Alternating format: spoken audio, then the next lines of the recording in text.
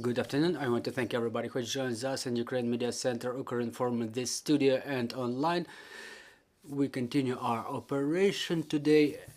It's almost 9 years of the war and almost 9 years of the occupation of Crimean Peninsula. It's a very sensitive and important topic for us. And on the 26th of February, we will celebrate the day of, or commemorate the date of the resistance of the occupation in Crimea, and I want to introduce our speaker today. Is Tamila Tasheva, the permanent representative of the President of Ukraine in the Republic of Crimea. So what can we say about the resistance in Crimea within these 9 years? Good afternoon, glory to Ukraine, and in continuation of your words about 9 years of occupation and war, it's been almost 1 year of the full-scale invasion against our country, and really it's been 9 years of the resistance of the Ukrainians in Crimean Peninsula since the 26th of February is commemorated as the day of resistance to Russian occupation in Crimea. It's already the third day, which was adopted as day of commemoration by the President Zelensky. Is the day of the resistance of our people who ended up under temporary occupation. Talking about the resistance today, it's still going on, and we see another wave of persecutions in the peninsula, specifically after the beginning of the full-scale invasion, and the resistance is probably was not so pro-Ukrainian and visualized since the beginning of the invasion, because it first relied on the human rights. There were Ukrainian and Crimean Tatar flags in Crimea, but what we see today are the Ukrainian songs during weddings, Ukrainian national or folk songs related to the culture of a military songs, when those songs are being translated not only during weddings but also in the study rooms. The people who spread the notes, the cards about the full-scale invasion, I have to call the name of Alexander Tarapon, who is currently imprisoned. He was attacked in Russian Federation, and he was imprisoned for 2.5 years by occupiers for telling the truth about the war. It's Bogdan Ziza, who is being persecuted in the peninsula. He poured the yellow and blue paint on the occupational administrations, and dozens or hundreds of people who to a certain extent resist the occupational government. We see the captions "Glory to the Armed Forces of Ukraine" on the walls of the occupational administrations. We see the pictures sent to the with this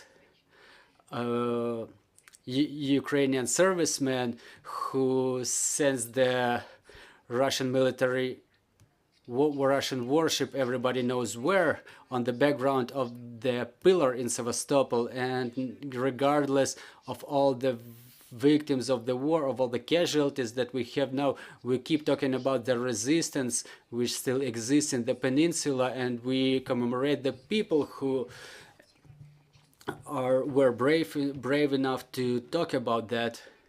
And I would like to dedicate our briefing today to the subject of how we commemorate this day on the level of the government and the state. On the 25th of February, together with our partners, we will demonstrate a documentary, Crimea, how it happened. This is the documentary which tells the story of Ukrainian military who were loyal to their allegiance and were the first to face the tactics of the hybrid war.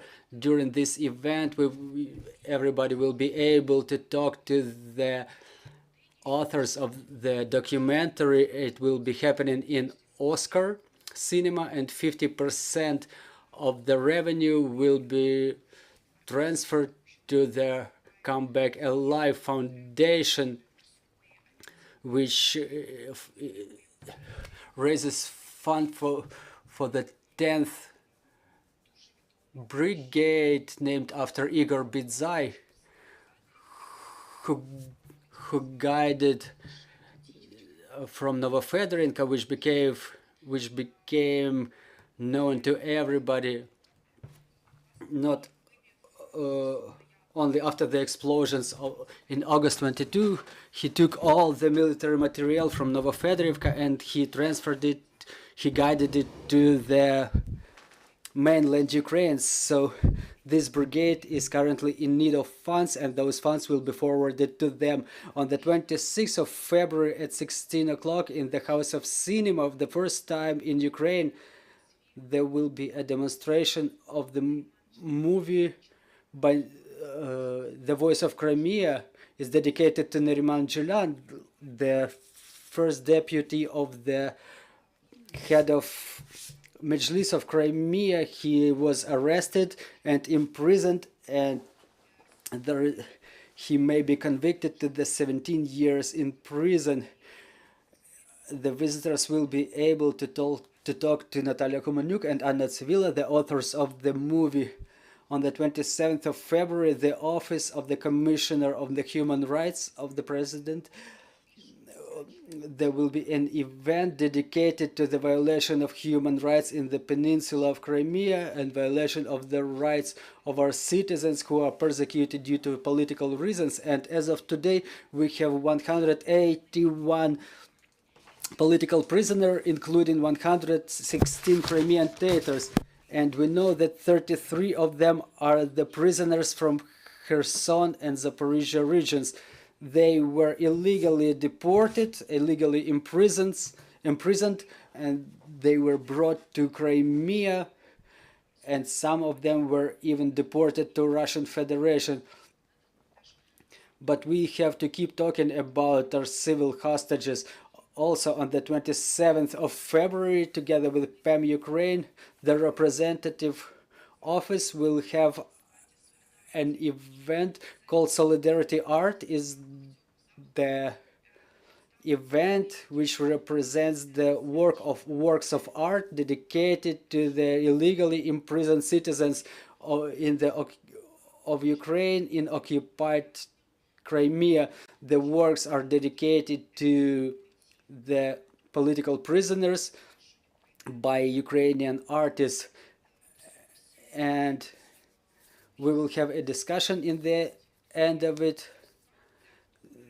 Present there will be famous musicians, artists, and the directors, and also those who sympathize to our political prisoners. Also on the day of resistance of occupation, we developed a special visual style. The symbol of the day, the symbol of the resistance, is the logo of a peninsula performed by Rustem Skibin, the artist. It will be encircled with a yellow stripe. Why yellow stripe? Because it's a known movement in the territory of Kherson and Zaporizhia regions, and the movement is active in Crimean Peninsula as well, and is the symbol of resistance. This is why Crimean Peninsula will be encircled with this yellow stripe. And National Council on Broadcasting called all the media community, the journalists, both commercial and state TV channels, to use that logo during their broadcast on the 26th of February, and we invite our journalist colleagues to use that symbol dedicated to the Day of Resistance. We also invite the journalists and the representatives of Ukrainian government to organize the events devoted to the Day of Resistance of Crimea, to shed light on this event during TV marathons organized in central TV channels or on the local television, because it's being very meticulously tracked by our citizens in Crimea, who are the victims of occupation and who act bravely resisting this occupation and big war which started almost a year ago. We are convinced that victory will be ours, and for Ukraine, I want to emphasize it once again, for the military command, for the president, for our citizens. They used to say that it all started with Crimea and it will end in Crimea, and our victory will be the return of all our territories, including the Crimean Peninsula. This is why shortly in year 2023 we hope that Ukrainian Crimea will be free. Thank you. Thank you, Ms. Tamila. Dear colleagues, you may ask your questions. Pass the microphone to the journalist, please, dear colleagues. Well, we don't have questions on the floor. Thank you for this conversation.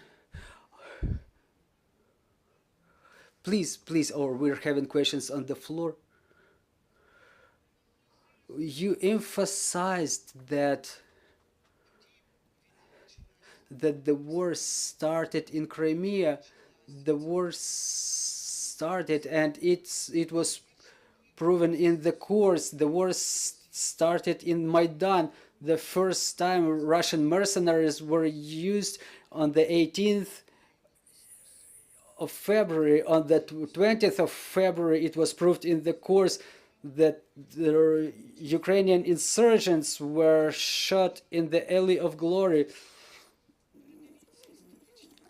So I have a request. Please review the court cases and please focus your attention on the fact that Maidan is not yet over. Our dignity is not yet protected, is not yet defended.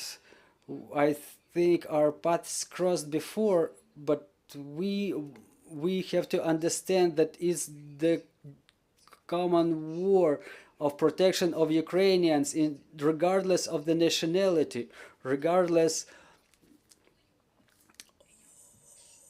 of nationality, regardless of the language.